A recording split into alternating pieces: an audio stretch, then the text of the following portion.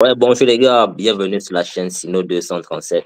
Et aujourd'hui, je suis avec un invité super spécial, le créateur, le promoteur de ARK K9 International, Monsieur Junior Eloma. Je vais le laisser le temps de se présenter lui-même. Oui, bonjour Monsieur Eloma, bienvenue sur la chaîne. Merci beaucoup. Bonjour, Monsieur Steph. Bon, moi, c'est Emmanuel Eloma, junior, le promoteur de la structure AEK K9 International. Une structure complète qui promouvoit l'élevage et l'éducation des races, des chiens de race. Donc, nous avons des chiens de race pure et l'accompagnement de ces chiens-là après l'acquisition des différentes unités, des différentes personnes qui se présentent. Et quand vous parlez de chiens de race, et pour le citoyen lambda qui ne peut pas s'octroyer un chien de race, est-ce que vous chargez aussi de l'entraînement des chiens dits locaux? Est-ce que c'est possible de dresser ces chiens-là à un niveau, pour un niveau de dressage qui peut les ramener à bon niveau des chiens de race en fait? Bon, déjà, il faut préciser que nous travaillons des chiens sur une base bien précise. Nous travaillons des chiens, chaque chien que nous travaillons, c'est en fonction de la lignée de ce chien, de la génétique de chaque chien. Maintenant, tout chien est éducable, tout chien est graissable. On peut graisser tous ces chiens, on peut éduquer tous ces chiens. Maintenant, tout dépend des attentes que nous voulons pour chaque chien maintenant en particulier. Les chiens locaux que nous avons beaucoup plus au Cameroun, ils peuvent être éduqués, ils peuvent être graissés de façon agréable à vivre, de façon agréable pour vivre dans un environnement maison et autres. Ils ont leurs limites en fonction de leur niveau génétique. Donc, si une personne lambda se permet d'acheter ou alors d'adopter un chien local qui veut l'éduquer, oui, c'est faisable. C'est faisable. Oui, il sera éduqué, très bien éduqué. Il sera éduqué à son niveau en fonction de la génétique qu'il a. Ok, je comprends. Parce qu'on a souvent cette conception de se dire que, vu que dans ces structures de dressage, les chiens locaux ne sont pas admissibles. Donc, c'est génial que vous avez, que vous puissiez clarifier cette situation-ci. Et du fait que la personne lambda peut amener son chien local. Donc, vous êtes ouvert à tous. Oui. L'éducation est, sans vous couper, l'éducation est, je vais dire ça comment, c'est général en fait. Étant donné que c'est un chien, ce que nous faisons, on travaille les chiens en fonction de leur patrimoine génétique, comme j'ai précisé au départ. Maintenant, lorsqu'on prend un chien local, on va regarder génétiquement comment est-ce qu'il est préparé. On va s'appuyer exactement sur ça pour lui donner une orientation. Celui qui prend un chien local pour sa maison, naturellement, le chien local, ok, on va dire, il aboie souvent et puis c'est façon naturelle. On peut utiliser ce caractère-là pour lui mettre ce chien en défense, en alerte, par exemple. Quand quelqu'un saute sur le portail, il va allaiter, il va aboyer naturellement. En obéissance, ces chiens connaissent s'asseoir naturellement, ils connaissent se coucher. On va juste façonner ce comportement et il sera utile pour l'homme. C'est comme bien précis. Et quand vous parlez de s'asseoir, de se coucher, c'est comme on dit, on apprend pas un animal à s'asseoir ou à se coucher. Exactement, il sait le faire naturellement. Il sait le faire naturellement. On va juste le façonner pour qu'il fasse ça à l'heure que nous on veut, selon nos ordres, mais sinon il le fait naturellement déjà. Bon, d'où vous vient cette passion pour le dressage? Est-ce que vous pouvez nous parler un peu de votre parcours? Comment est-ce que vous avez découvert ce métier? Ok, déjà la passion du chien, premièrement que j'ai, je pourrais dire c'est inné. Je suis né d'une famille qui a beaucoup adopté les animaux en général, pas que le chien. Mais comme nous avons été trop proches des chiens, j'ai grandi avec cette passion-là. Au départ, c'était une passion simple, comme un enfant qui joue avec son chien et tout. Étant donné que le chien est un animal amour, un animal qui a un très grand caractère, amour vis-à-vis de l'homme. Oui. Donc, je me suis senti aimé par cet animal-là. Oui. C'est l'un des seuls parmi les animaux avec qui j'ai grandi, qui m'a transmis cet amour. Et le chien s'est aimé. Oui, le chien s'est aimé. Pour ça, c'est quelque chose qui est démontré sur plusieurs angles, en fait. Pour ceux qui savent comprendre aussi le chien beaucoup plus. Lorsque j'ai grandi avec cette attitude-là, En grandissant, j'ai voulu me mettre au service du chien. J'ai voulu rendre cet amour-là au chien. Ce qui a permis à ce que je commence à m'occuper de mes chiens. Oui. Me rassurer qu'ils doivent manger, me rassurer qu'ils doivent boire, dormir bien, être en santé. C'est de ça, c'est de là qu'est née cette passion-là. Oui. Étant donné qu'au fur et à mesure que je donne aussi cet amour au chien, il m'en donne plus. Chaque fois que je donne un peu, il double ça. Il double cela. Et ça, c'est prouvé. Hein? C'est prouvé. Voilà. Donc, au fur et à mesure que je donne la nourriture à mon chien, au fur et à mesure, il va rester proche de moi. Au fur et à mesure que quelqu'un veut me provoquer au quartier, il me défend en premier. C'est un retour, comme on dit. Naturellement. Donc, le chien s'est occupé de moi. La personne qui doit à l'autre, c'est moi qui dois au chien. Le chien ne me doit rien à tout donner. C'est très beau cela. C'est très beau comme message. C'est de là que vient ma passion. Et au fur et à mesure, j'ai grandi. Avec le temps, avec les expériences qui ont été mises sur pied, le chien ne s'est rendu compte que le chien devient de plus en plus utile à l'homme. Oui. C'est là donc que j'intègre la partie dressage et éducation dans le chien. De par ses capacités naturelles, comment est-ce qu'on doit donc faire pour qu'il soit plus utile pour notre système. Donc c'est là qu'on commence à voir des chiens qui peuvent être obéissants, des chiens qui peuvent être de plus en plus défensifs, et des chiens d'utilité spécialisés pour tout ce qu'il peut faire. Le chien a tellement de capacités qu'on n'a pas encore exploité même 10% de ce que le chien peut faire, jusqu'au jour d'aujourd'hui, malgré toute la science qui a été mise autour. Ouais. Et en quelle année vous êtes vraiment lancé de manière professionnelle? Ou alors, dans quelle année vous avez commencé le chien? Bon,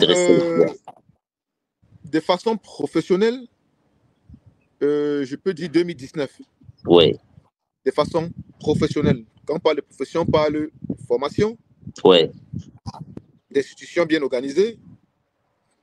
De tout ce qui concerne la réglementation déjà dans le pays dans lequel on se trouve. Parce que c'est ça, lorsqu'on fait un programme professionnel, il faut respecter les clauses du pays. C'est clair, c'est clair. Enregistrer tout. Donc, depuis, je peux dire 2019 déjà. Que j'exerce de façon professionnelle selon le standard. Oui, le standard. Je peux dire, oui, selon le standard. Donc, ça veut dire que vous avez effectué, si on peut dire, dans l'underground, en fait. Donc, vous avez commencé de manière générale sur le tas avant de vous professionnaliser. Bon, je peux dire comme ça. En fait, lorsque je commence avec les chiens, je n'ai jamais eu une intention de faire du chien mon business.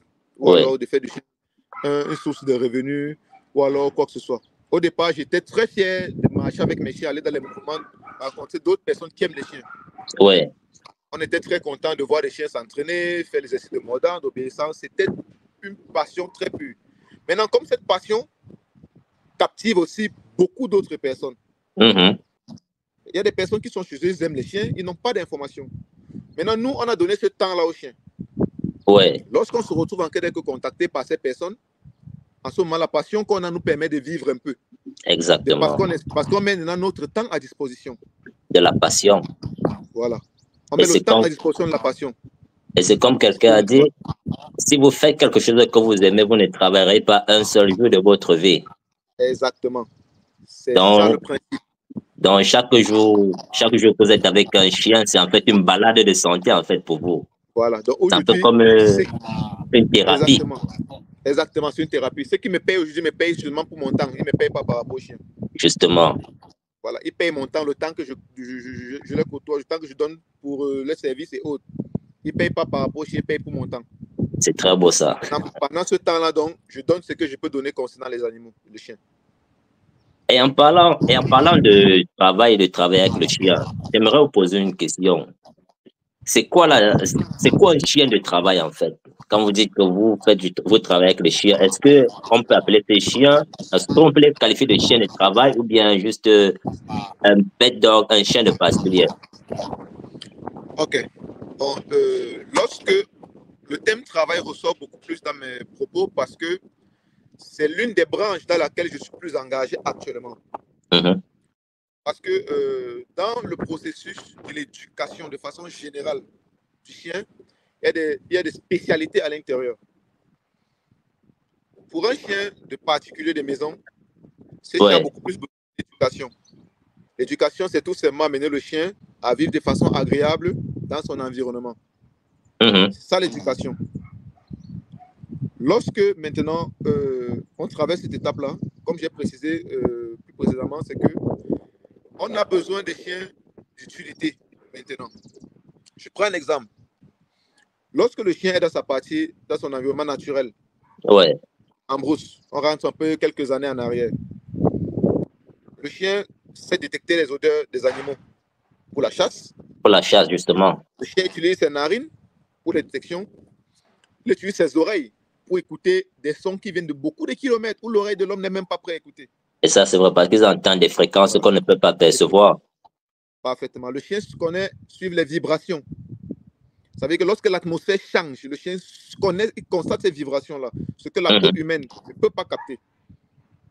C'est pour ça que dans un camp, si quelqu'un escalade à une clôture qui est très loin, il y a déjà changement de comportement parce que le chien connaît ce qu'on appelle les vibrations. C'est que certaines machines n'arrivent pas encore à nous donner à 100%. Pas. Oui, ça c'est vrai. Donc, maintenant, lorsqu'on veut mettre le chien de façon utile à l'homme, on parle de chien d'utilité de façon encore générale. Parce que hormis l'éducation qui est d'abord la base de tout, parce que tout chien passe d'abord par l'éducation. Ouais. Après l'éducation qui est la base de tout, on est dans l'utilisation maintenant de ces chiens-là. Du chien qui est déjà éduqué. Ouais. Maintenant, il y a encore d'autres détails à l'intérieur de cette utilisation où on a par exemple des chiens d'intervention, des chiens de patrouille, des chiens de détection, ouais.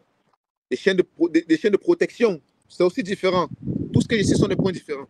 Ouais. On en a beaucoup d'autres points comme ça. Tout ça, c'est pour rendre l'animal utile à l'homme par rapport à certaines circonstances bien précises. Je comprends. Parce qu'un chien de protection n'est pas un chien d'intervention. Ce n'est pas un chien de patrouille, ce n'est pas un chien de détection. Et en disant cela, c'est quoi la différence entre ces deux, chiens de patrouille et chiens d'intervention? Ok. Un chien de patrouille, je vais prendre un exemple. Lorsque nous avons des entrepôts, ouais. Il y a des entrepôts qui sont étendus sur beaucoup de kilomètres. La sécurité humaine a un programme de surveillance qui est bien établi. Ouais. La plupart, vous allez voir des gens de zone de sécurité avec des petits appareils à main comme des talkie-walkie. Dans chaque coin, dans chaque angle de l'entrepôt, il y a des petits appareils sur des murs stratégiques qui servent à quoi? Qui servent à l'institution qui emploie de se rassurer que l'homme, que le maître, bon, du moins le gardien, le maître chien, a effectivement fait la patrouille selon les heures précises. Ouais. Maintenant, le chien de patrouille accompagne donc ce gardien-là. Parce que lorsqu'il peut se retrouver dans une extrémité, il peut avoir un danger là-bas. Ouais.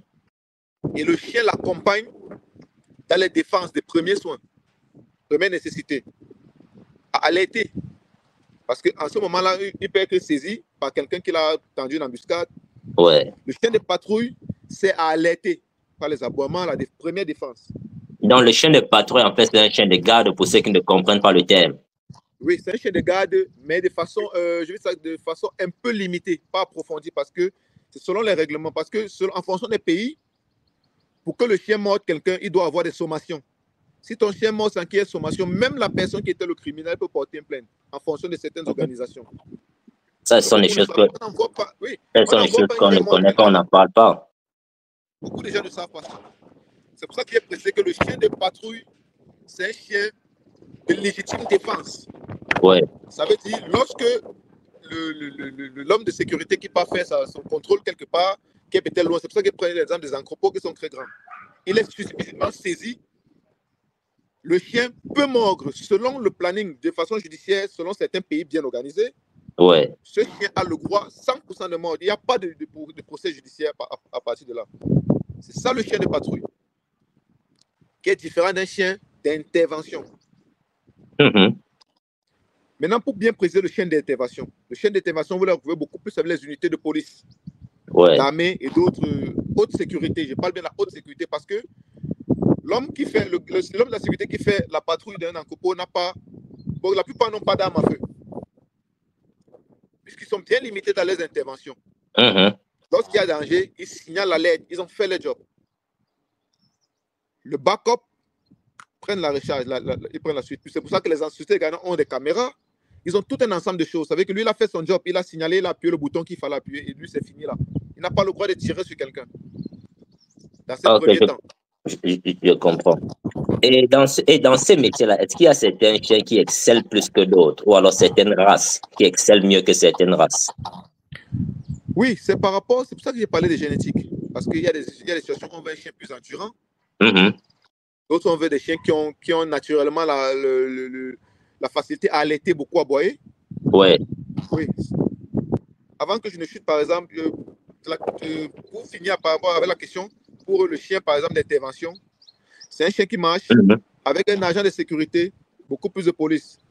Lorsqu'on a un suspect en avant, qui peut-être soit pris en flagrant délit dans une maison ou alors d'un problème, avant d'envoyer ce chien d'intervention, des sommations.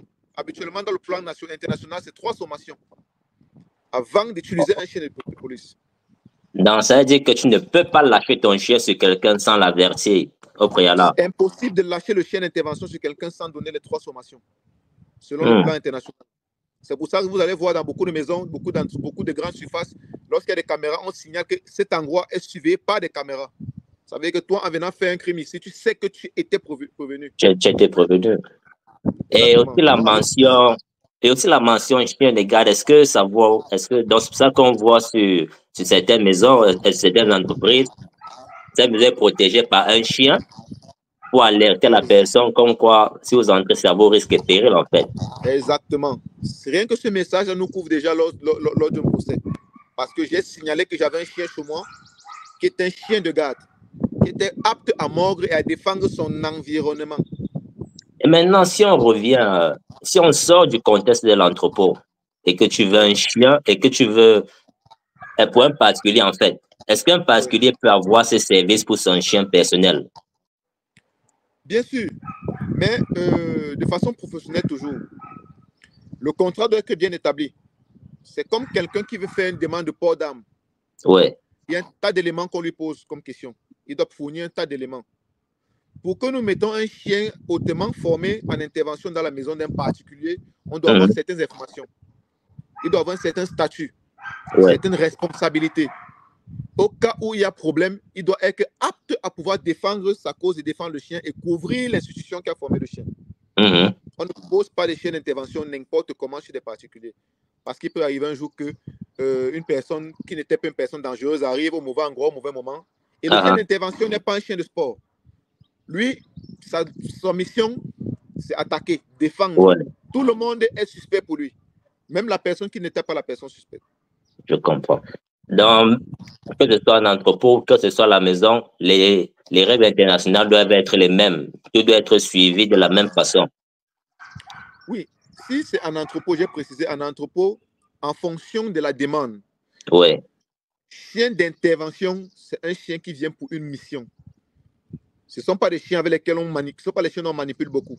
Ce ne sont pas des chiens qui vivent trop en communion avec des gens n'importe comment. Ce sont des chiens qui viennent pour des missions bien précises. Le chien de garde simple, c'est un chien qui peut rester là couché, il peut entrer dans la niche, il peut ressortir. Quelqu'un vient, il va aboyer. Au pire des cas, il peut essayer de mordre. Oui. Intervention, c'est autre chose. Parce que même des graisseurs, ce n'est pas tout graisseur qui a l'autorisation de former un chien d'intervention. Pour former un chien d'intervention, il y a un certain type de papier que tu dois présenter, qui donne la capacité de former un chien de niveau d'intervention. Et je vais essayer de revenir sur un fait que vous avez mentionné plus haut. Vous avez dit, avant de commencer le dressage, il faut éduquer le chien. Oui. C'est quoi la différence entre les deux, pour ceux qui ne s'y connaîtraient pas? Ok. Déjà, l'éducation, en principe, commence chez l'éleveur du chiot. L'imprégnation. C'est ça l'éducation. C'est à partir de l'éducation qu'on saigne les chiens pour savoir quel sera utile pour la détection, quel sera utile pour l'intervention, quel sera utile pour la patrouille, en fonction de certaines caractéristiques qu'ils présentent, avec certains tests qu'on met sur place. Ouais. C'est à partir de là qu'on saura quel chien sera utile pour une simple garde de domicile. Donc, l'éducation nous permet de bien spécifier, de bien spécialiser ces chiens-là. Donc, de regarder les aptitudes de l'animal, de l'individu. Bien sûr, avant de l'orienter dans un couloir dans lequel on suppose qu'il se sentira mieux à l'aise. Et maintenant, concernant les races dites non de défense, est-ce qu'ils peuvent uniquement se limiter à l'éducation ou bien ils peuvent pousser un dressage élevé bon, pour un chien? Disons par exemple, je vais prendre l'exemple d'un caniche, des petits chiens de salon. Oui. Est-ce qu'ils peuvent être façonnés de la même façon qu'on va façonner un malinois? Bien sûr, c'est possible. C'est pour ça que j'ai précisé qu'il y a le travail, il y a le dressage sportif et le dressage sécuritaire. Oui. De façon sportive, on peut façonner tout chien à utiliser ses dents. C'est un jeu. On apprend au chiot, au caniche à courir, venir monter sur un tissu. Jouer avec un tissu, jouer avec une balle. On façonne juste un comportement maintenant. Mais ce chien ne veut pas dire qu'il va pouvoir défendre réellement. Il va faire ce qu'on appelle la figure. Il fait la figure, ça reste dans le cadre du sport. Oui. Vous savez qu'ils peuvent souvent faire les exercices des chiens qui font le sport de haut niveau, mais de façon figure uniquement. Oui, donc ça veut dire que ce chien peut, mais on se limite juste au jeu pour lui. Bien si sûr, je peux employer le terme. Bien sûr, c'est pour ça que j'emploie le terme figure. Je prends un exemple. Si on prend un chien de ring, French ring, ring français ou bien IGP, et on a pris au chien coquet, lorsqu'on est devant toi, il faut venir mordre sur la main. Le même caniche, dans un même principe, on peut lui apprendre, ok, pour que tu aies ta récompense, viens mordre ici. Il vient avec ses capacités physiques à lui, mentales à lui, on ne lui demande pas trop. Il est venu, il a mordu, on fait la figure. Pour lui, c'est un jeu. Quand il mord, il est en train de s'amuser. Il n'est pas là pour quoi que ce soit. Maintenant, on va ajouter les exercices d'obéissance. Avec le conditionnement opérant, par exemple. Il s'assoit, il se couche, il marche au pied, il marche en jambes, il reste sur place. Il fait tout ce qu'un chien de sport fait. Oui. Mais c'est la figure. Ce n'est pas approfondi. Il ne peut pas être évalué au niveau des chiens de sport normal.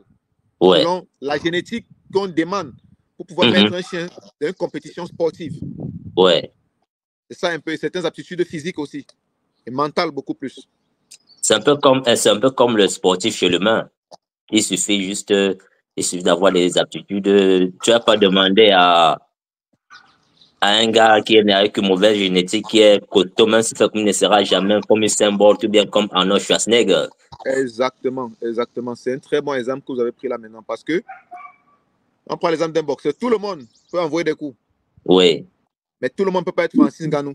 Justement, il n'y a pas la même force de frappe. Il n'a pas la même. Il n'a pas la même génétique, il n'a pas le même mental, il n'a pas tout ça. Mais il peut faire la figure. Dans d'autres sports de combat, on appelle ça les katas. Il peut faire le kata, mais il ne peut pas être opérationnel. Avec ces katas, il a la figure. Il peut être ceinture noire en kata, mais ne peut pas combattre. Il peut être ceinture noire en combat. Oui, parce que ça, c'est un bon point. Parce qu'il y a, je ne vais pas cracher sur les arts martiaux parce que tu vas te rendre compte qu'il y a certains arts martiaux qui ne se retransmettent pas sur le terrain. Bien sûr. Parce que sur le tatami, on va juste te présenter le kata, on va juste travailler la forme. C'est exactement ce qui se passe avec le chien, c'est la forme. Oui. Sur le terrain, c'est différent. Parce que sur le terrain, il y a la réplique de celui qui est en face. C'est la même chose avec les chiens de sport. Le caniche, quand on a pris bien le labrador, qu'on prend quand on forme selon la figure en IGP, celui qui est l'homme assistant joue avec le chien, ne met pas de pression. Mais sur le terrain en compétition, la pression est immense sur le chien qui est en train d'attaquer. On pousse le chien à bout. Bon, en parlant de sport, est-ce qu'un chien de ring peut forcément être un chien de sécurité? Parce que très souvent, on va voir que ces chiens sont conditionnés au matériel. Okay. Mais est-ce que sur le terrain, ça va se retransmettre sur la morsure du matériel à la morsure sur l'homme? Bon, déjà, comme je dis, dans des organisations bien préparées, de façon bien professionnelle, on sélectionne le chien à base de la génétique. C'est pour ça que le pédigré, il est important. Lorsqu'on a pris un chien qui sort d'une génétique où il y avait des chiens qui avaient de l'agressivité en eux, on le regarde dans le sport, on calme l'agressivité. Le chien devient un champion en sport. Si on veut amener le chien là dans la sécurité, maintenant, qu'est-ce qu'on fait? On le déconditionne avec des exercices techniques. Très important. Lorsque le chien est déconditionné, il ressort dans le naturel qui était gardé en lui. Et il devient tellement utile au service sécuritaire. Ouais. Tout c'est le déconditionnement. et connaître la génétique, la base du chien. En lui, il y avait des parents qui avaient fait la sécurité. Il y avait des parents qui avaient l'agressivité normale. Maintenant, on voulait le mettre dans le sport. On a cassé l'agressivité parce qu'en sport, on ne veut pas d'agressivité. Ouais. Parce que le sport, c'est le mordant avec l'homme. Ce n'est pas le mordant sur l'homme. Ce n'est pas le mordant contre l'homme. OK. Maintenant, lorsqu'on va mettre le chien de façon sécuritaire, on le déconditionne et il devient, proprement dit, apte à ce service-là. Donc, si je comprends bien, le pédigré n'est pas seulement un outil qui est important pour l'éleveur, mais aussi très important pour l'entraîneur, en fait. Le pédigré, c'est la base de tout. De façon professionnelle, c'est la base de tout parce que ça nous donne, c'est l'information. Oui. C'est l'information. C'est pour ça qu'on dit tel chien champion de tel chien champion de tel. Champion 2023 de IGP d'Allemagne, champion 2023 de French Ring, champion, c'est parce qu'on garde cette lignée-là. Partout où il y aura des shows de cette lignée-là, ça doit être enregistré pour pouvoir maintenir la lignée. Si on perd la lignée, qu'est-ce qu'on fera? On n'aura pas de chien de travail. Il y aura le pédigré, il est important pour pouvoir garder cette traçabilité-là. Bon, là, maintenant, pour ceux qui ne savent pas ce dont on parle quand on mentionne pédigré, le pédigré, c'est un peu l'arbre généalogique du chien. En effet, le pédigré, c'est l'arbre généalogique du chien. Et dans cet arbre-là, on va pouvoir voir qu'est-ce que les parents ont fait, les arrière-grands-parents ont fait, leur titre, et aussi dans certains pédigrés, on mentionne leur capacité de santé, parce qu'il y a certaines races où il va falloir regarder, il va falloir faire des tests d'épaule, des tests de hanche, parce qu'il y a certains chiens, comme les bergers allemands, les chiens de grandes races, qui ont tendance à avoir des maladies osseuses. Donc, on veut se rendre compte que dans un pédigré, on ne veut pas voir cela. Oui, je suis à vous, monsieur Loma. Je voulais juste te préciser un truc pour les auditeurs. Ok, merci beaucoup. Donc, c'est pour ça que dans des pédigrés, du moins, il y a deux classifications. Il y a des chiens de beauté et des chiens d'utilité. Entre parenthèses, chiens de travail, comme j'ai dit. Oui. Lorsque vous allez voir les pédigrés, la plupart, que ce soit même dans la beauté, on retrouve ça aujourd'hui. Vous allez voir pas beaucoup plus IGP tel, IGP ceci. On met toujours ces paramètres-là. C'est pour garder, parce qu'on sait que un chien qui a fait le sport, il est sûr à 80% qu'il n'a pas de problème d'ossature. Oui. Parce que c'est la base de ce qu'on regarde dans le sport.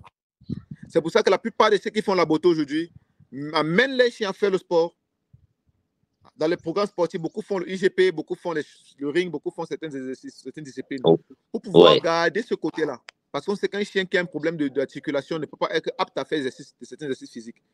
Donc, il ne pourra même pas être apte à être un chien de maison parce que si tu as des problèmes de stature, tu ne peux pas gérer des enfants. Ce qui est très important, c'est qu'on oublie très souvent que le chien, c'est d'abord un animal de famille.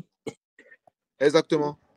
Donc, si tu as un chien malade, comment est-ce que ton chien va se retrouver en train de faire plaisir à ta famille, de te faire plaisir, et tu vas dépenser aussi beaucoup d'argent pour l'amener chez le vétérinaire et consorts.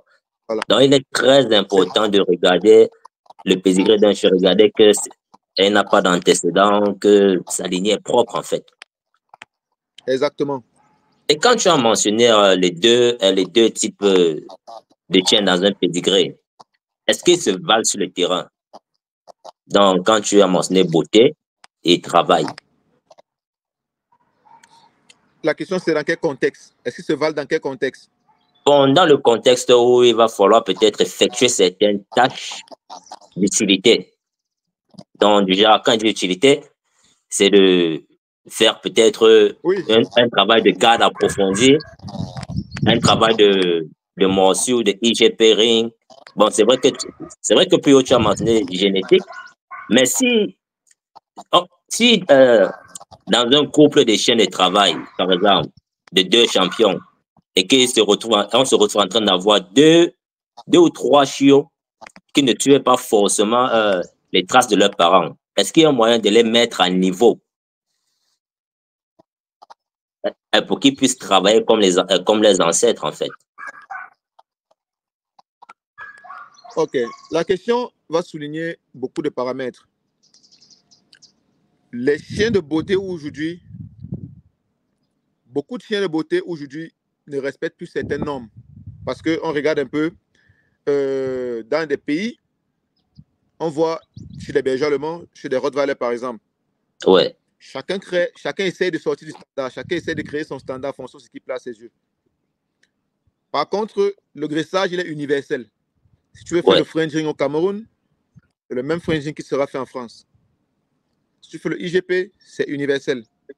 Mais dans la beauté aujourd'hui, beaucoup de personnes trichent parce qu'ils veulent atteindre un certain nombre de choses. Maintenant, prenons un exemple dans les bergers allemands de beauté qu'on retrouve aujourd'hui beaucoup plus.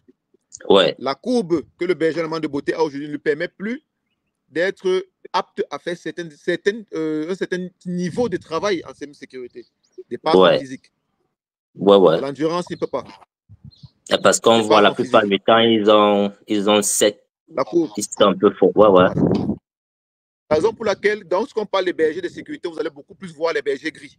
Parce que ceux-là, on a gardé encore le côté original du berger allemand. Du berger allemand, ouais. De par sa forme. Je ne suis pas contre le berger allemand de différents standards. Non, c'est pour ça que j'ai bien classifié les choses. Ouais. En compte dans les Rottweiler. Le Rottweiler qu'on prend en Allemagne n'est pas le Rottweiler qu'on prend en Serbie, de par la forme.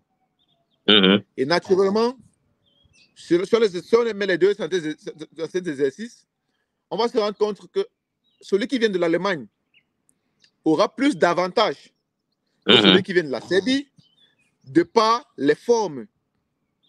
Ça, c'est un premier point. Ouais. Deuxième point maintenant, la nutrition et l'entretien du chien de travail n'est pas le même avec le chien de beauté. Les deux font la différence. Le chien qui est nourri en beauté, le rythme qu'il a en beauté ne peut pas être utilisé en sécurité. En sécurité. Oui, il ne peut pas être utilisé en sécurité. Voilà un peu les différents paramètres. Bon, pour reprendre encore l'exemple sur l'athlète, un athlète qui veut juste maintenir la condition ne va pas avoir le même rythme de travail qu'il va employer durant des saisons de compétition, en fait. Exactement. Dans le chien de beauté, oui. Dans le chien de beauté, lui veut garder juste la forme, alors que le chien de travail, lui, il a mode de compétition en permanence. Oui, c'est exactement ça la chose. Non, là, vous avez très bien expliqué la chose. Et maintenant, vers quel âge est le plus approprié pour commencer à entraîner un chien à atteindre ce niveau? Donc, si on veut qu'il soit champion de ring ou bien qu'il soit super excellent en sécurité et gardiennage. Oui, selon la génétique, lorsque le chien est bien préparé génétiquement à partir de 6 semaines. À partir de 12 semaines. 12 semaines. Déjà. 2 semaines, c'est pas un peu jeune? Non, c'est pas jeune parce que le travail du chien, comme j'ai précisé, ce n'est pas la barbarie. Oui. Contrairement à ce que beaucoup pensent. Quand on dit travail, c'est nous qui travaillons, le chien lui joue. On fait ce qu'on appelle le shaping. On montre la forme de tout ce qu'on voudra faire par la suite au chien.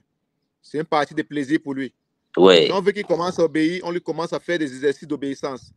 On montre la forme au chien.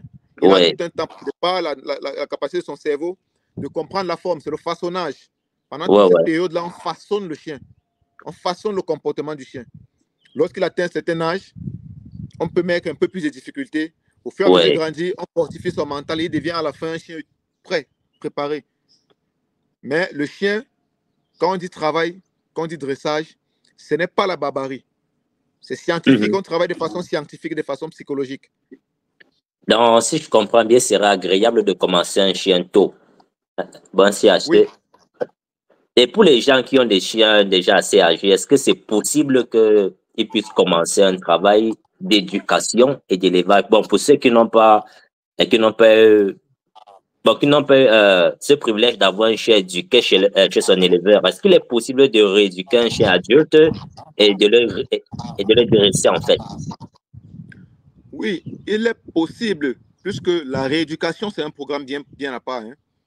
La rééducation, c'est un programme bien précis. Lorsqu'on trouve un chien qui est déjà adulte, on va le rééduquer. Rééduquer, c'est mettre le chien au point zéro. Ouais. De façon naturelle. Lorsqu'il a fini la rééducation, maintenant, on va donc savoir comment est-ce qu'on doit l'orienter en fonction de ce qu'il a en lui. Nous, on n'impose rien au chien.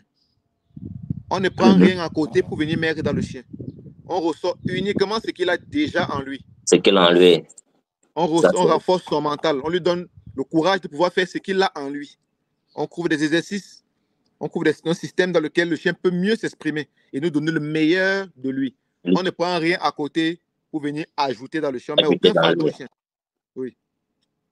Et quels sont les défis que vous avez déjà eu à rencontrer sur le terrain? Bon, les seuls défis que j'ai eu sur le terrain depuis mon parcours, c'était avec moi-même. Je n'ai jamais eu de défis avec les chiens. Parce qu'il n'y a aucun mauvais chien. Il y a juste des mauvais maîtres. J'ai pris beaucoup de temps à apprendre. Mauvais éleveurs. Oui. Ça, c'est une phrase puissante. Oui, il n'y a aucun mauvais chien. Il n'y a que des mauvais maîtres. Ça veut dire que j'ai pris beaucoup de temps à apprendre à me graisser moi-même pour pouvoir mieux éduquer un chien. Parce que le chien ne suit qu'un système de façonnage.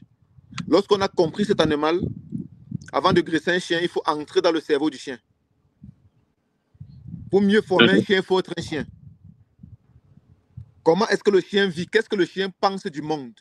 Comment est-ce que le chien voit le monde? Qu'est-ce qu'il pense de la vie? En fait, il faut aussi connaître un peu les psychologies canines, en fait. Là-bas, c'est pour ça que j'ai dit que nous, on forme des chiens de façon scientifique et psychologique. On s'appuie sur ces 2 points. Donc, ce n'est pas uniquement se lever un beau matin, dire au chien assis, couché. Non.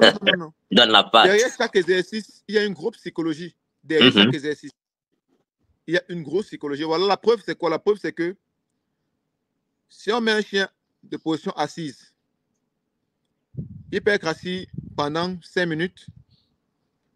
Le même chien, on met ce même chien de position couchée, il peut peut-être prendre moins de temps à rester couché, ou peut-être plus. Si on place le chien debout, il peut prendre moins de temps à rester debout, ou peut-être plus. Ouais. Il faut comprendre la psychologie derrière chaque exercice. Justement. Il faut comprendre la psychologie derrière chaque exercice pour pouvoir mieux exploiter le potentiel de chaque chien. Non, c'est bien défini, c'est bien défini. Et d'après vous, quelles sont les qualités essentielles pour être un bon dresseur de chien? Pour être un bon dresseur de chien, il faut d'abord aimer le chien, première des choses. Tu ne peux pas être un bon dresseur de chien si tu n'as pas un amour pur pour le chien. Ce n'est pas un travail, ce n'est pas une formation comme, par exemple, la mécanique ou une formation de médecine. Ou une formation... Non. Ça, c'est un domaine bien précis. Moi, en fait, je dis toujours que l'amour du chien, c'est un don que Dieu lui-même choisit des personnes à qui il donne ça. C'est une richesse qu'on donne aux gens qui peuvent bien garder ça. C'est la preuve. La preuve, c'est quoi? C'est que beaucoup de personnes ont des chiens aujourd'hui. Élèvent des chiens aujourd'hui. Travaillent des chiens aujourd'hui, mais ils n'ont jamais traversé un certain niveau. Parce que la nature, même l'esprit qui protège le chien ne peut pas permettre ça. Le chien n'est pas 1 + 1 égale pas 2 avec le chien. Ça, c'est vrai. Ça, c'est vrai. Parce que il y a beaucoup de personnes. Bon, j'ai rencontré beaucoup de personnes qui ont entendu dire que dans le chien, ils se font de l'argent, entre guillemets, en fait. Ils vont prendre un chien, ils vont faire ceci, ils vont faire cela, ils vont se faire de l'argent, mais à un moment donné, je te rends compte, ils ne savent pas ce qu'ils font. Il y a un adage. Il y a un adage qui dit la nature a horreur du vide. La nature a horreur du vide. Et chaque chose que tu prends à la nature, il faut remettre par un élément qui a la même valeur. Ça veut dire... Il ne faut pas être charlatan. Non. Tu vas prendre un chien, tu vas l'élever, tu vas te faire beaucoup d'argent. Mais le résultat final, c'est où? C'est quoi? C'est tourner en rond. Travailler pour le chien. C'est ça la nature. C'est comme ça que Dieu a conçu le chien. C'est ça la nature. Dans un moment donné, tu vas te dire que tu vas te faire une notoriété, mais tu ne te fais rien du tout. Certes, tu peux vendre tes chiens, mais tu n'as pas de notoriété. Tu n'es pas une figure emblématique du milieu. Bien sûr, c'est le chien qui élève qui il veut. Le chien élève qui il veut. Je prends un exemple simple. Aujourd'hui, beaucoup de personnes veulent faire le chien, le dressage, l'élevage, parce qu'ils ont vu le résultat chez d'autres personnes. Ça, c'est vrai. Hier, on était insultés. Parce que beaucoup de personnes ont associé l'image qu'on avait au chien en fonction de comment on s'appelait chien. Ouais, parce que quand tu sais, je me souviens, quand j'étais encore plus jeune, dans mon sac à dos, j'avais les chiennes. Mon sac à dos sentait le chien. Et vu que j'ai fait la session anglophone au pays, tu sais, on ne part pas à l'école chaque jour, en fait, quand tu atteins un certain niveau. Donc, ça te laisse le temps de faire certaines activités. Il y a beaucoup de personnes qui ne savaient pas ce que je faisais. On ne me voyait jamais partir à l'école. On ne savait pas quand je partais à l'école, mais on me voit avec les chiens. À un moment donné, on a commencé à dire que le gars, qu'est-ce qu'il fait les chiens? Qu'est-ce que ça va rapporter? Ça va lui donner quoi dans sa vie? Et pourtant, moi, j'ai aimé le chien. Le chien m'a fait manger de l'argent. Exactement, c'est ça. Le chien a payé mes cours. C'est ça. Au quartier, quand on voit le chien, on appelait le chien par mon nom. Parce que les voisins, on dit, oh, voilà l'ami de Steve là-bas qui passe. Oh, Steve, on te cherche, c'est voilà tes amis. Donc, tu vois, j'ai pas eu, quand tu parles d'amour pour la chose et que la nature, cette reconnaissance-là vient seule. C'est ça. Les gens voient ce que tu fais et se disent, ah, celui-ci, de là, il fait ça comme s'il ne regarde personne, il n'attend rien de cela. Et quand la reconnaissance vient, si l'argent doit arriver, l'argent va arriver. Il faut juste pas forcer les choses. C'est clair, c'est clair, c'est clair. On ne force rien. Bon, pour moi, ça, c'est, dans le chien, c'est une de mes plus fortes reconnaissances parce que une fois, j'étais en train de travailler ma chienne Kira, c'était une chienne Rottweiler. Il y a une demoiselle, elle travaillait pour un journal, j'ai oublié quel journal. Donc, ces journaux, la presse à papier, en fait. Oui. Elle est venue faire un article, en fait. Un article sur moi. Ça, c'était, j'ai encore le découpage de cet article-là. Je vais rechercher ça dans mes archives. Ça, c'était un accomplissement personnel pour moi. Que, mon travail a été reconnu par quelqu'un qui ne s'y connaît même pas dans le chien. Exactement. Et pour vous, dans votre parcours, quelle est votre plus grosse, la plus grande source de fierté, votre accomplissement? Ma plus grande fierté aujourd'hui que j'ai gagné derrière les chiens, c'est à chaque fois que je vois un jeune qui me prend pour exemple. Je suis fier, pourquoi? Parce que je ne me contente plus de m'occuper de moi-même, mais je suis devenu source de motivation pour beaucoup. Ouais. Qui rêvent, qui ont rêvé, pour beaucoup, qui s'interrogeaient pour eux-mêmes, qui ont cette même passion. Aujourd'hui, je suis sûr que si l'un de ces jeunes traverse mon niveau, j'aurais participé d'une façon ou d'une autre à cette évolution-là et je serais content demain. Ouais. Chaque fois que je vois un jeune qui, bon, je reçois beaucoup de messages, beaucoup de personnes me contactent.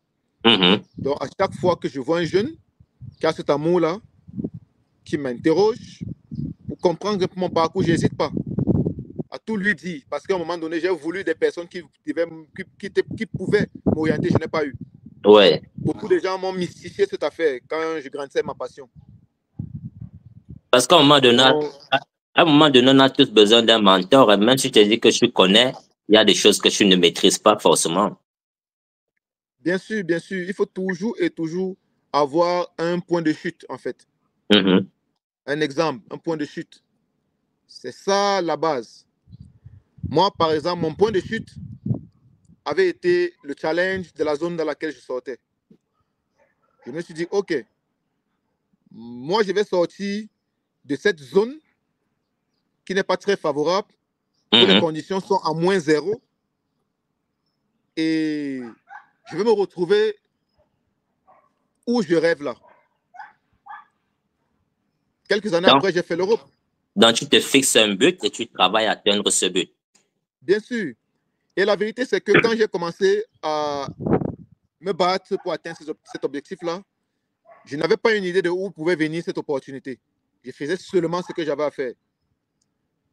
Étant donné que j'étais dans mon game, je n'ai pas vu le temps passer parce que je prenais plaisir à faire. J'aime m'oublier l'objectif là.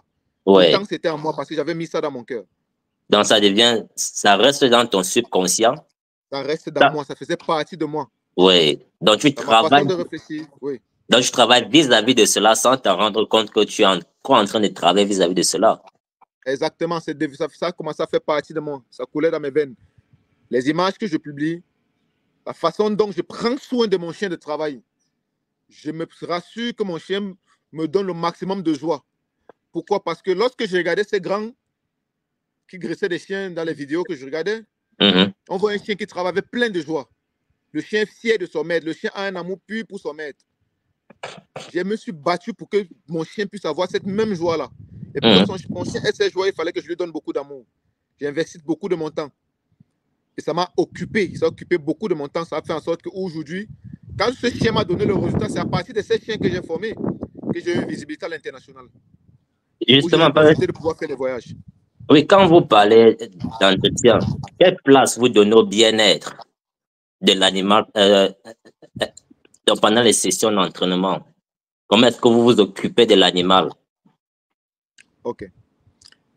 Dans le centre, dans mon autre centre, AEK K9 International, nous avons toute une équipe complète. C'est pour ça que j'ai dit selon le standard.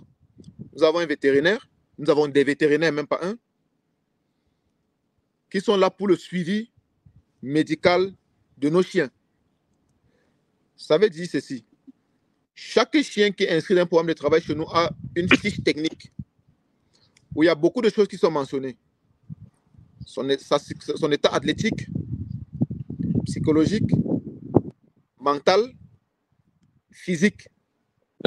Avant de demander un certain rendement au chien, on se rassure qu'il a tous les éléments nécessaires pour pouvoir nous donner ces rendements. On n'impose rien au chien, on ne force rien avec, on oblige le chien à rien faire. On met un bon système sur pied, l'alimentation est adéquate, la santé est là, le chien a une bonne génétique. Ouais. Naturellement, on met un système en place et lui-même va nous donner plus que ce qu'on lui demande. Ouais. Parce que ce n'est que ça qui va se recouvrir en quelque apte à faire. Voilà un peu comment ça marche. Est-ce que vous avez déjà subi des critiques vis-à-vis de vos modes d'entraînement? Parce que, comme vous regardez dans le monde, il y a certaines personnes qui prônent ce système de positive training. Donc, no punishment, only positive, en fait. Et aussi, il y a aussi certains dresseurs qui utilisent, comment le dire, des colliers à pointe. Est-ce que vous avez déjà eu des critiques vis-à-vis de vos méthodes d'entraînement, des clients qui ont été insatisfaits du travail, que vous soyez un peu dur avec le chien ou bien que vous soyez trop laxiste avec le chien? Est-ce que ce genre de critiques-là vous arrive très souvent? Bon, les critiques vis-à-vis de mes clients, je dirais non. Parce que les clients que nous avons, je prends l'exemple pour des chiens de particuliers, nous avons 30% du temps avec ces clients-là pour leur expliquer exactement ce que nous faisons sur les chiens. Pour qu'ils comprennent au fur et à mesure on avance ce que nous faisons, où nous voulons arriver. Nous avons des séances ensemble avec les clients. Ça, c'est un premier point. Les clients que nous avons pour des chiens d'utilité, il n'y a pas de critiques parce qu'il y en a déjà le rendement. Les seules critiques qui peuvent souvent venir, c'est avec d'autres techniciens. Les idées sont différentes, les approches sont différentes. Et là, ce n'est pas négatif. Parce que chacun a son approche. Chacun a sa vision de la chose. Mais hormis ça, maintenant, il y a ce qu'on appelle le plan naturel de la chose. Hormis les techniques. Moi, je dirais, il y a, bon, ça c'est moi qui dis, hein, et je peux soutenir ce que je dis de par mes expériences. L'éducation est faite à base du 50-50, 50-50.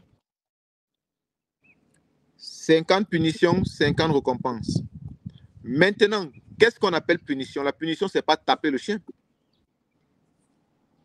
Il y a ce qu'on appelle le renforcement positif, le renforcement négatif. La punition positive, la punition négative. Il y a l'extrait de quelque chose agréable du chien qui est une punition. Donc, si un graisseur, un éducateur dit qu'il travaille, il graisse un chien 100% positif, je dirais que c'est faux. Puisque naturellement, ça ne peut pas s'expliquer. Je donne un exemple terre à terre pour la compréhension des panélistes, tout ce qui nous écoute. Si aujourd'hui, je vais prendre l'exemple avec un comportement, avec un renforcement positif. Si tu es habitué au chien, quand il s'assoit, tu lui donnes une récompense. Ça, c'est du positif. Maintenant, quand il ne s'assoit pas, tu ne lui donnes pas la récompense. C'est une punition. C'est le retrait de quelque chose qu'il veut. C'est une punition. Donc, la punition, ce n'est pas forcément étrangler le chien, taper, sanctionner. Là, c'est autre chose. Donc, il n'y a pas d'entraînement 100% positif. Ça, c'est la conception que beaucoup ont de dire, quand on va punir le chien, on va lui mettre peut-être un collier électrique, on va l'électrocuter, on va prendre le fouet, on va taper, on va pincer le chien. Dans la punition, c'est forcément retirer le jouet que l'animal aime. Bien sûr, c'est une punition. Maintenant, si on revient maintenant dans le cadre des colliers électriques et des colliers étrangleurs, je dirais ceci, je vais répondre de façon très simple. Si le collier électrique et le collier étrangleur à pointe existent, ça veut dire que ça a un rôle à jouer. Maintenant, beaucoup de personnes utilisent ces colliers au mauvais endroit, au mauvais moment et de la mauvaise façon. C'est pour ça qu'on a des problèmes. C'est la même chose, avec la babouche, avec nos mamans. Nos mamans prennent la babouche pour nous fouetter. Parfois, prenez des couvercles et des mamites en confondant. De façon, on est tellement habitué à la babouche, on confond la babouche avec un couvercle de mamite. Alors que ce n'est pas son but. Alors que ce n'est pas son but premier. Voilà. Ce n'est pas son but premier. Son but premier, c'est pour porter au pied, c'est pour couvrir la mamite, c'est pour tourner la sauce. Donc, le collier étrangleur à pointe, ça a un objectif. Et ce sont des choses qu'on utilise beaucoup plus à un certain niveau des chiens d'utilité. Oui. À un certain niveau, parce que je vais expliquer quelque chose. Les chiens ont ce qu'on appelle la démence. La démence, c'est l'excès d'agressivité. Entre parenthèses, la folie chez les chiens. Lorsqu'on éduque un chien, lorsqu'on forme un chien pour un certain niveau d'intervention, on amène le chien à fleurer ce niveau-là. Fleurer. Pour que ces chiens soient aptes mentalement à ne pas reculer devant certaines circonstances. Oui. Maintenant, si j'ai des chiens, donc, on leur porte des colliers picots pour que lorsqu'on veut arriver à un niveau de cessation, parce que si un chien a déjà mordu quelqu'un, selon le planning international, on ne veut pas voir plusieurs morsures sur la main d'un suspect. Juridiquement, c'est la prison. C'est un truc que je ne savais pas. Si tu fais une attaque, une intervention avec le chien, lorsqu'on a déjà arrêté, ok, tu es un policier, hein, tu as fait ton attaque avec le chien. On fait ce qu'on appelle le checking sur le suspect. Si on constate que le chien a mordu 2 endroits, on appelle ça utilisation excessive de force. C'est comme quelqu'un qui utilise un poignard qui poignarde à plusieurs endroits, ou alors quelqu'un qui a une arme qui tire sur plusieurs surfaces du corps. Parce que l'objectif de la sécurité, c'est de saisir l'individu pour une demande, pour avoir beaucoup plus d'informations. Voilà. Donc, lorsque le chien fait une morsure sur la main armée d'un individu, on vient faire ce qu'on appelle, on décroche le chien. Décrocher pourquoi? Parce que si on fait une cessation simple, comme ce qu'on voit dans le sport, c'est un animal. Il peut lâcher. L'homme qui est au sol en train de crier, c'est que se débarque et en train d'exciter le chien. Oui, il excite l'animal. Selon le langage corporel, il dit au chien, mords-moi davantage. Oui. Lorsque le chien lâche, il va remordre. Et de façon juridique, ce sont des problèmes. C'est pour ça qu'on vient avec un collier étrangleur, une personne tire et l'autre décroche le chien pour qu'il n'y ait pas tentative de deuxième morsure. Des informations que beaucoup ne savent pas. Oui, parce que ça sont des trucs professionnels, ce sont des secrets professionnels gardés que la majorité ne connaissent pas. Et quand on se voit, on se dit que le chien ne connaît pas faire son travail, bien que le chien est peureux, en fait, quoi. Bien sûr, beaucoup de personnes ont dit que... suivre cette norme. Voilà, beaucoup de personnes ont dit que moi, mon chien, je siffle, ça va quitter, va revenir ici. D'autres vont dire, pourquoi tu... Parce qu'ils ne comprennent pas. Il y a ce qu'on appelle le règlement. Et aujourd'hui, on travaille, vous avez vu le drapeau qui est derrière, le drapeau bleu, c'est le drapeau des Nations Unies. Oui. On travaille selon le programme des Nations Unies. On ne fait pas des choses à la volée, on sait faire tout ça. On peut travailler un chien qui s'envole même s'il peut faire tout ce qu'il veut. Mais aujourd'hui, on suit un certain règlement qui nous impose une loi. Ouais. C'est bien de mentionner cela. Oui, il y a ce qu'on appelle le droit de l'homme d'abord, qui est à la base, avec lequel on ne s'amuse pas. Donc aujourd'hui, en tant que conducteur de chien d'intervention, je me dois de respecter ces normes-là, ce droit de l'homme. Et en parlant de cela, est-ce que vous avez déjà eu à rencontrer des chiens que vous avez dû arrêter leur programme de travail? Arrêter le programme de travail comment? De quel sens? Donc, déjà que il y a peut-être une faille au moment de l'entraînement. Désolé. donc, vous avez, Rayon, calm down. Donc, du moment où le chien a peut-être atteint ce niveau de démence, sans que son conducteur n'ait eu le temps de l'arrêter à temps, est-ce que vous avez déjà eu à rencontrer ce problème? Vous avez dû exclure un chien d'un programme de travail? Habituellement, j'ai déjà eu, nous avons eu à recevoir beaucoup de chiens qui ont atteint ce niveau-là. On n'arrête pas. On a toujours des techniques, il y a toujours des solutions, on a la solution à tout. Oui. On met un système en place, on ramène le chien à un niveau un peu plus bas. On appelle ça, on rétrograde.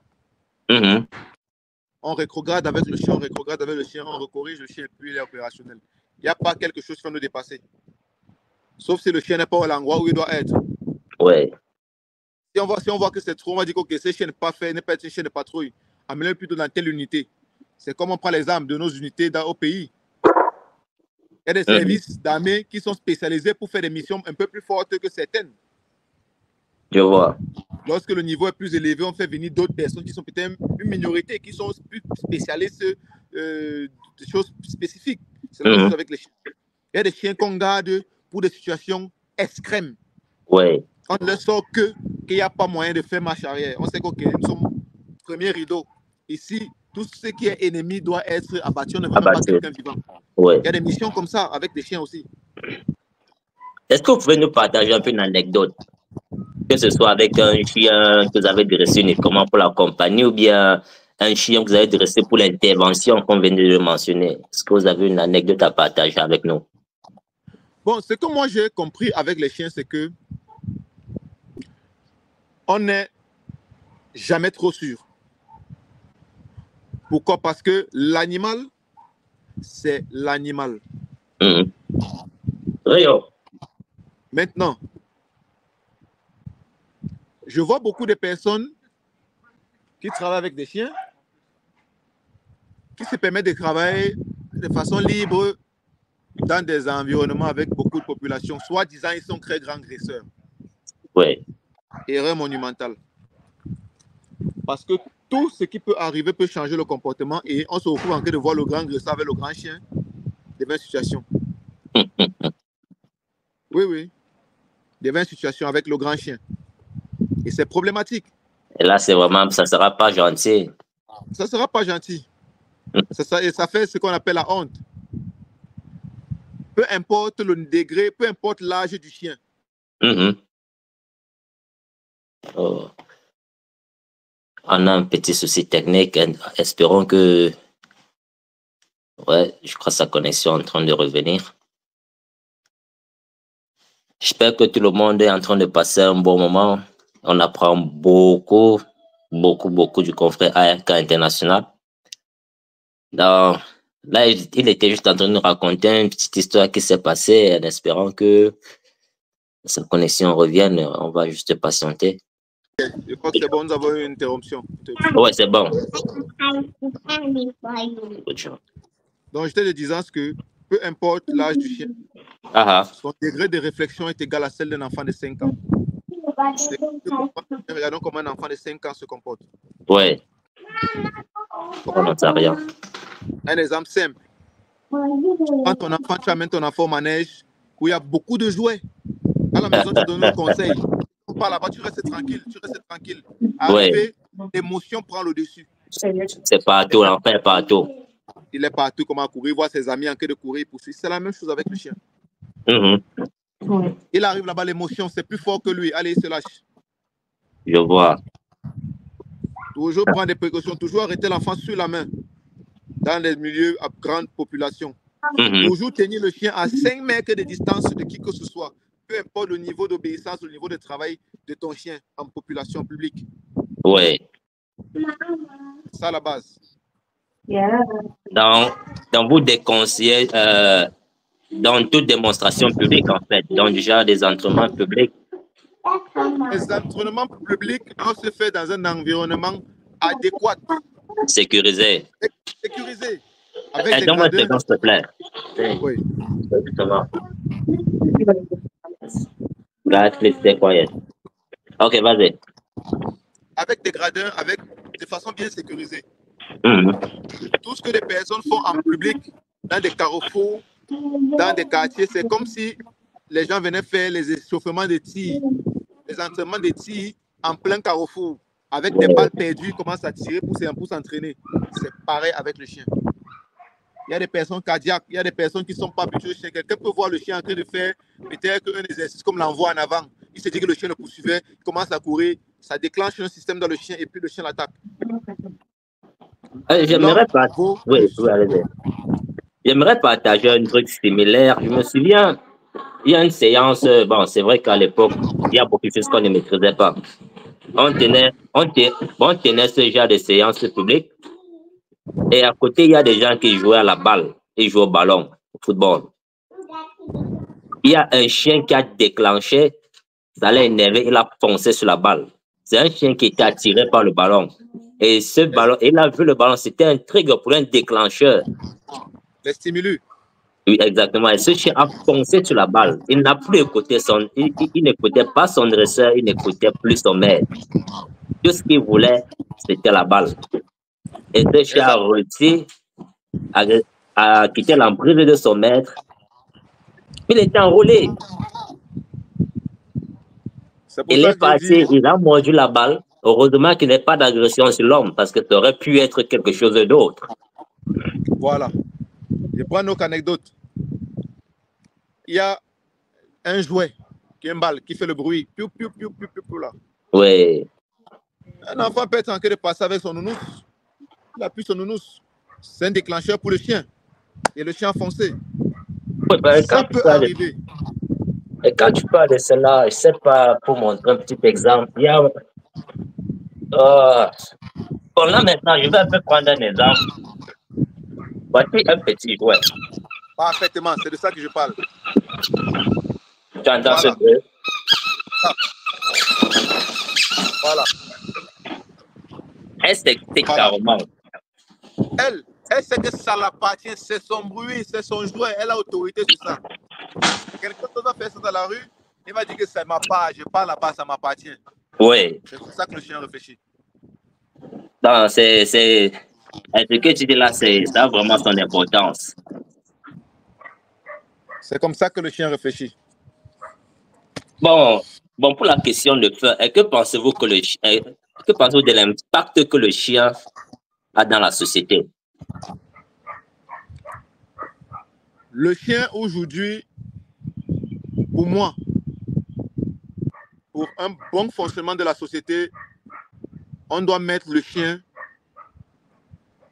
à 60%, parce que pour moi, tout le monde doit avoir un chien. Il y a des personnes qui vivent seules, qui n'ont pas d'enfants. Le chien, c'est un thérapeute.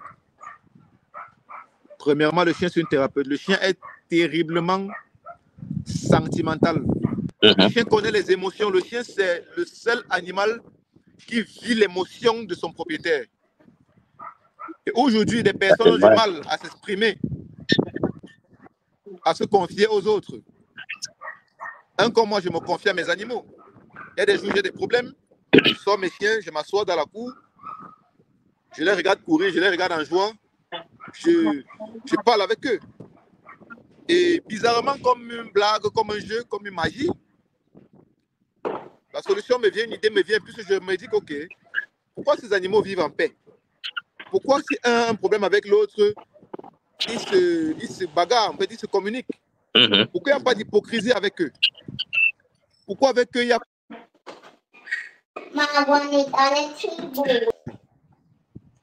Ouais, c'est bon. Okay. Donc, comme j'étais en train de préciser, il y a beaucoup de personnes qui utilisent les chiens comme thérapeutes. Il y a beaucoup. Dans un autre cas, comme je disais, moi-même particulièrement, chez moi, j'ai eu beaucoup de cas où je suis avec mes chiens. Ouais. Je communique avec mes chiens et je me libère de stress, de tout, je me libère de tout. Première des choses. Deuxième des choses, c'est que la sécurité n'a pas de prix. Ouais. Et lorsqu'un chien bien éduqué n'est pas corruptible, on peut corrompre le gardien, on ne peut pas corrompre le chien. Exactement. C'est l'animal loyal de la terre. C'est l'être le plus loyal. Il est plus loyal que l'homme, sans comparaison. Vous savez que si tu es que sur d'une personne, d'un être sur la terre, il faut être sur du chien. Ouais. Parce que pendant que nous on dort, lui il se repose. Il est prêt à intervenir avant nous. Et prêt à donner sa vie pour nous. Oui. Ça, c'est très vrai. Quand tu parles dans le système thérapeutique, c'est un truc qui m'arrive avec mon propre chien. Il y a des fois quand je me sens dépressif, le chien vient à mes côtés, pose sa tête sur mes jambes, me regarde, me pousse au jeu pour me changer les idées. Donc, je partage ton point de vue comme quoi toute personne devrait avoir au moins un chien. Que ce soit son chien personnel ou bien le chien d'un voisin ou bien le chien d'un membre de la famille qui pourrait interagir avec. Exactement. Bon, monsieur Lom, est-ce que vous avez un mot à dire pour les gens qui voudraient vos services, qui voudraient les services de AEK9 International? Comment vous contacter, pour vous joindre? Où sont basés vos locaux? Bon, AEK9 International est basé principalement au Cameroun, à Yaoundé. Et nous intervenons dans beaucoup de pays dans le monde, en Afrique et en Europe. Nous avons beaucoup de partenariats, nous avons beaucoup d'ouvertures de tout part, en fait. Donc, pour me contacter, vous pouvez aller directement à partir de mes pages Facebook, YouTube, TikTok, AEK9 International, c'est le nom. Et les numéros de téléphone sont plus... Oui. Oui, je disais que je vais laisser le numéro de téléphone sur la page et aussi sur l'écran et aussi en description. Et aussi où vous trouvez vos pages et consorts. Exactement. Donc, vous pouvez juste laisser le numéro de téléphone et la page, c'est le nom qui s'affiche là. Donc, à partir de là, nous sommes joignables. Et que signifie AEK9? Kenai. Bon, Kenai, déjà, c'est canine. Oui. C'est tout ce qui est canin. C'est une abréviation. Maintenant, ARK. Lâche. Lâche, pourquoi? Parce que j'ai grandi avec beaucoup d'animaux. Je ne forme pas seulement les chiens. Ouais. J'ai eu à façonner des poules, des rats, beaucoup d'autres animaux. Et pour l'instant, on n'a que mis en avant le domaine, le côté chien. Par la suite, nous allons présenter les rats de détection. C'est un projet dans lequel nous sommes en train de vouloir mettre en avant déjà ces jours-ci. On va présenter encore dans nos différentes plateformes. On a déjà fait les premières expériences avec les rats qui font la fouille systématique d'explosifs. Super, et des cadavres qui sont dans les effondrements, les immeubles qui s'effondrent, les grammes de terre. Les endroits où le chien ne peut pas entrer, on utilise les rats. Oui, les rats, ils peuvent se faufiler plus facilement. Aujourd'hui, ARK donc utilise les animaux de façon générale qui peuvent être utiles à l'homme. C'est ça le nom ARK, qui est large, qui englobe tous ces animaux-là en un seul, à l'utilité humaine. Donc pour l'instant, comme le chien est beaucoup plus connu, nous utilisons des chiens. Quand nous allons montrer avec des rats, nous allons utiliser des cobayes, beaucoup d'autres animaux pour l'utilisation de l'homme. On voit les rats de laboratoire. Est-ce que vous dispensez les formations? Est-ce que vous formez les jeunes Camerounais ou bien les jeunes de partout dans le monde à être dresseurs ou éducateurs canins? Bien sûr que nous dispensons des formations en tant qu'éducateurs canins. Pourquoi? Parce que pour l'instant, nous ne faisons que des formations éducateurs canins parce que c'est la base. Beaucoup de personnes manquent d'informations.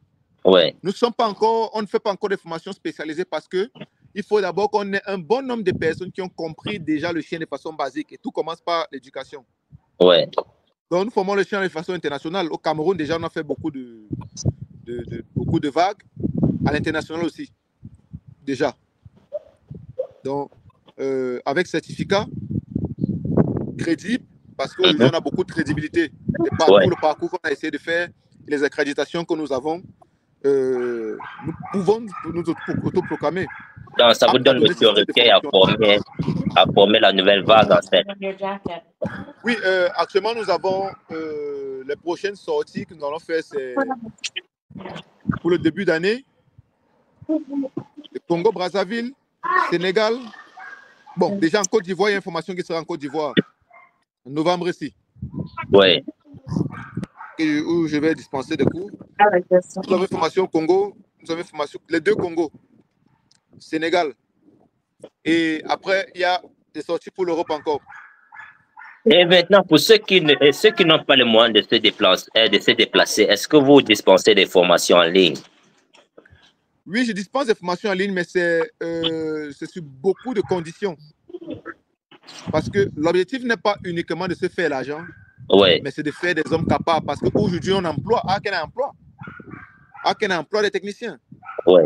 Nous avons une base au Cameroun, à Yaoundé. On emploie des techniciens. La preuve, c'est que moi qui suis le promoteur, je suis presque pas sur place. Aken fonctionne. Donc, nous avons des techniciens qualifiés qui sont aptes à donner le rendement. Donc, c'est pour ça que nous pouvons que donner des formations avec des contenus forts. Puisque demain, on va se retrouver en train d'employer ces mêmes gens-là. Donc, vous êtes, dans quelque sorte, vous formez vos employés. Oui. Ou alors vos collaborateurs, quoi. Vos futurs collaborateurs. Bien sûr. Puisque la formation chez nous n'est pas qu'une formation où on apprend un chien assis, couché debout. Non. On transmet ce qu'on a dans le cœur. La vision de la chose, l'amour de la chose, et le principe de la chose. C'est ça la formation chez nous. Ça n'a rien à y voir avec ce que beaucoup pensent. On vient avec les chiens, on fait les obéissances, coucher, tout ça. Ça, c'est la partie la plus facile du chien. Tout le monde peut le faire. Tout le monde peut le faire. Mon fils a 4 et demande au chien de s'asseoir à l'écoute. Voilà. Mais maintenant, lorsqu'on donne des formations, on parle du règlement que beaucoup ne connaissent pas. C'est lorsque le chien fait une gaffe que le code pénal de ton pays ressort.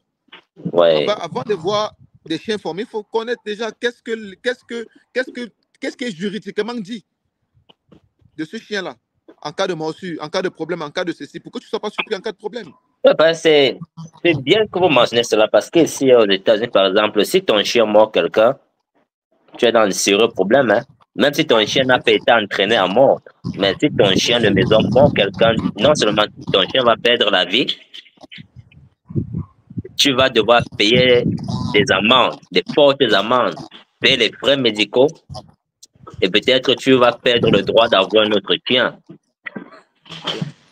Donc, c'est très vrai de connaître le côté juridique de l'affaire. Et la nouvelle, même que beaucoup n'ignorent, c'est que même au Cameroun, il y a ces mêmes droits-là. Au Cameroun, il y a ces mêmes droits. Juste que pour l'instant, comme le domaine du chien n'a pas encore pris un certain niveau, on camoufle encore ces choses-là. Mais au fur et à mesure que le temps passe, l'armée utilise déjà des chiens. Il y a déjà des brigades cynophiles au Cameroun qui commencent à s'intégrer. Peut-être pour le prochain numéro, vous pourrez nous parler un peu plus de ce côté juridique là, parce que la plupart du temps, on parle uniquement de la partie visible de l'iceberg, mais il y a toute une partie cachée qu'on ne maîtrise pas. Bien sûr, au prochain interview qu'on aura, on va développer ce côté-là. Il faut savoir. Je pense que c'est même ça la base en fait. Avant même de se lancer, pour d'abord connaître ces choses-là, pour connaître quel chemin suivre, parce que tu ne vas pas te lancer et savoir les problèmes que tu te rends compte que, oh, j'aurais pu faire ceci, j'aurais pu faire cela. Une anecdote, par exemple, que j'ai été appelé pour une intervention quelque part pour soutenir une personne dont je vais taire le nom. Il a créé un élevage dans un quartier avec une grande population d'habitation. Tous les soirs, les chiens faisaient tellement de bruit, les chiens aboyaient et tout. Les gens ont porté plainte contre lui. Nuisance sonore avec des chiens n'arrivent pas à s'opposer. Lorsque les autorités sont arrivées, pour se défendre, le monsieur était tellement sûr, il dit, mes chiens, c'est pour ma sécurité. Je ne connais pas dresser mes chiens parce que c'est pour ma sécurité. J'étais surpris de voir un document qui précisait que la sécurité, c'est moins de 4 chiens. Plus de 4 chiens, on ne parle plus de sécurité, on parle d'élevage. L'élevage. Bien sûr. Et il avait plus de 4 chiens. Plus de 4 chiens, ce n'est plus la sécurité. C'est quand il a vu, il était surpris. Il était sommé. Je suis surpris là moi-même. Oui. La sécurité, c'est 2 chiens maximum. Au pire des cas, en fonction de la superficie de ton environnement, 3 chiens.